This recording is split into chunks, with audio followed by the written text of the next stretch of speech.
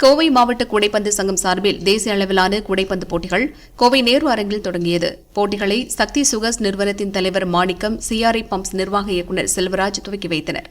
ஆண்கள் பிரிவில் சென்னை வருமான வரி அணி, சென்னை இந்தியன் வங்கி அணி, பெங்களூர் பேங்க் ஆஃப் பரோடா அணி, லக்னோ உத்தரப்பிரதேச போலீஸ் அணி, புதுடெல்லி மத்திய செயலக அணி, சென்னை லயோலா அணி, திருவனந்தபுரம் கேரள மாநில மின்சார வாரிய அணி மற்றும் கோயம்புத்தூர் கோவை மாவட்ட கூடைப்பந்து கழகம் உள்ளிட்ட 8 அணிகளும், பெண்கள் பிரிவில் திருவனந்தபுரம் கேரள மாநில மின்சார வாரிய அணி, மும்பை மத்திய ரயில்வே அணி, மும்பை மேற்கு ரயில்வே அணி, சென்னை தென்னக ரயில்வே அணி, சென்னை ரைசிங் ஸ்டார் அணி, கொல்கத்தா கிழக்கு இந்திய அணி, செகந்திராபாத் தென் மத்திய ரயில்வே அணி மற்றும் கோயம்புத்தூர் கோவை மாவட்ட கூடைப்பந்து கழகம் உள்ளிட்ட 8 அணிகளும் பங்கேற்றன.